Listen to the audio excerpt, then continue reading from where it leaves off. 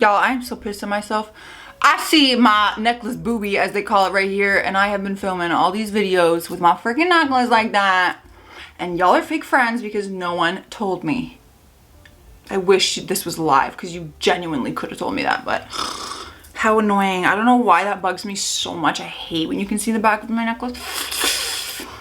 So anyways, I'm pissed. But on a positive note, if you have not had a chance to check out the new edition, the 2 items of the Don't merch on jocebedard.com, you already know the drill if you've been here, okay? We got hats and we got new hoodies.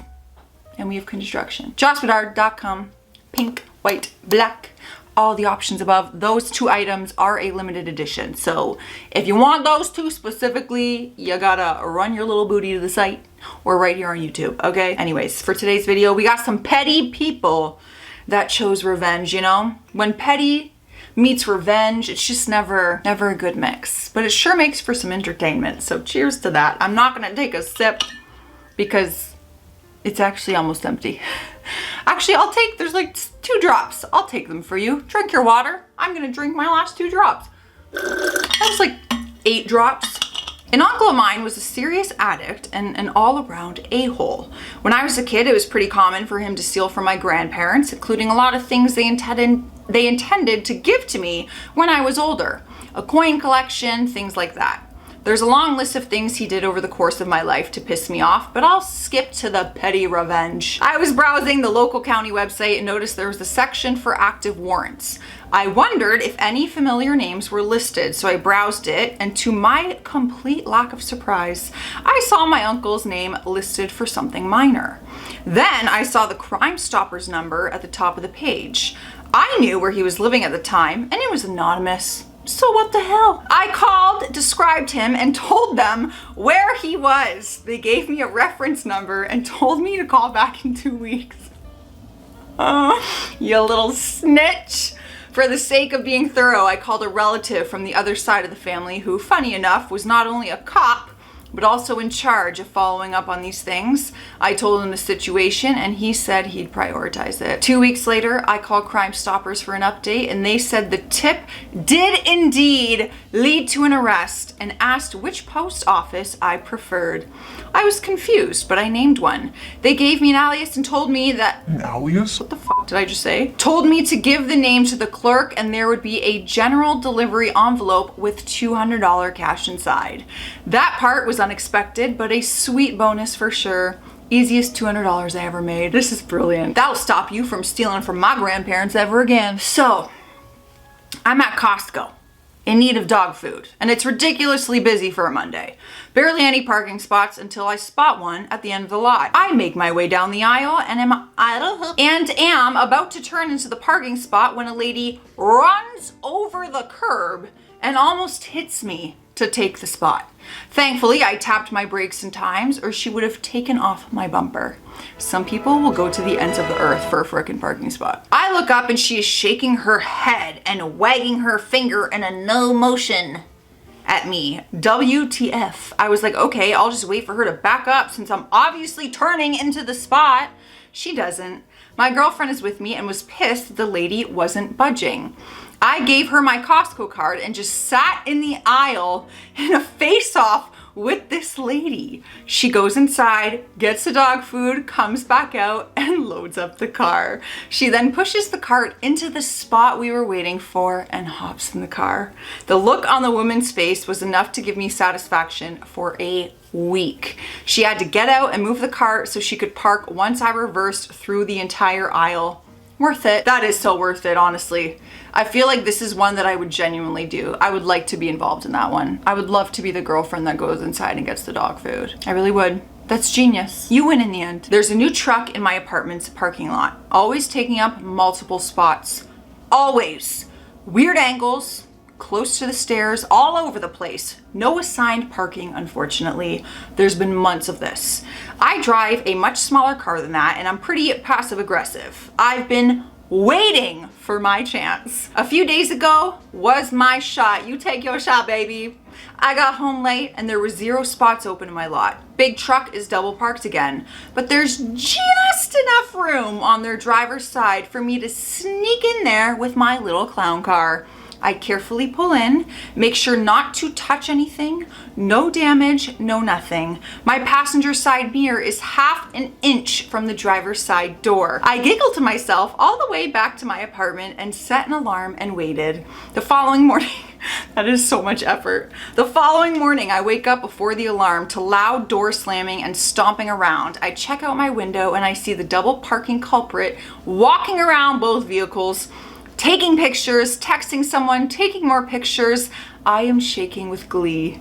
They then swallow their pride, let out a visual sigh, and climb in the passenger side, clamber over the center console, and Austin Powers 20-point turn their butts out of the spot. I've never been so proud of myself and my poopy, petty, passive-aggressive ways. It's okay, it needed to happen. I would only be worried that they would like damage my car or something in revenge because they're so like entitled, obviously, if they're taking up spots all the time. That they would be like, well, screw this person. I'm gonna slam my door into the side of their car. You know, like I just wouldn't want it to like go into that. But it worked. My coworker sometimes throws out her lunch in the garbage can at my desk instead of her own because she claims she can't stand the smell of old ketchup that's been sitting out for a couple hours. Oh, great. So you can't stand the smell of moldy ketchup. So I have to? I have to deal with your stinky ketchup? I've asked her several times to stop, but she will then just wait until I get up to go to the bathroom and do it. Sneaky little bitch. And hide my garbage can under my desk so she thinks I won't see it. Oh, this is garbage war, people, okay? Every time she does it, I wait until she goes to the bathroom, take out the little plastic container that she had ketchup in, and put it way in the back of her bottom desk drawer. There's 6 in there now. The oldest is over a month old. So far, she hasn't noticed the smell. Gonna keep doing it and see how long it takes her to notice. Wow, this is battle of the ketchup packets. That is wild. We're really going hard for this ketchup smell. I would be like bringing like egg salad sandwiches, old eggshells. You know, you gotta one up them at some point. You wanna put some smelly ketchup on the table? Will I up you? Here's some eggs. Crossing at a busy downtown intersection, a very impatient driver waiting to make a turn honked at a lady pushing a stroller. She had the right of way. I slowed down, but the guy next to me straight up stopped in front of the car, then bent down to retie his shoelaces. Nothing pisses drivers off more, like when they're impatient or when they're in a rush, because there's a lot of drivers out there that they're very irritable and they're very angry on the road.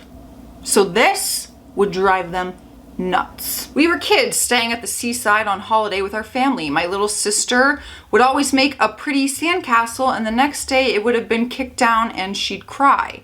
We wanted to find out who was doing it, so one day we stayed behind to spy. So rude. We watched as a bunch of jerk older boys came by and kicked her castle down, laughing smugly. So the next night we covered a big beach rock in sand and decorated it. Like clockwork, the jerk's kid came with their smug faces and this time kicked a solid rock with all of their might. The yowl and the look on their faces was the best revenge ever. That's very clever. Not saying you should do it because it could like break someone's toe or break someone's foot, but you also should not kick down sandcastles, like common courtesy. However, that's just very creative. I used to manage a Starbucks when one of my baristas asked a guy his name and just flipped the F out, belittling her, called her stupid, etc., and didn't give a name. Anyway, I take over. The handoff drinks and I place his drink just on the handoff with no words. I'll add, it was a busy store with a lot of people waiting. I just keep putting drinks out for about 10 to 15 minutes and douchebag walks up and picks up his drink that's now lukewarm and goes, "Is this mine?" I just respond with, "I don't know, it doesn't have a name on it." Love it. That is why they take names at Starbucks. That is why. So that they can just call out your order when it's ready, rather than saying medium coffee, this and that, because some people could have got the same thing as you and it gets confusing and people take the wrong order. That's why they act like, why does it matter? You can't give them your name, give them a fake name. Just give them a name for the order.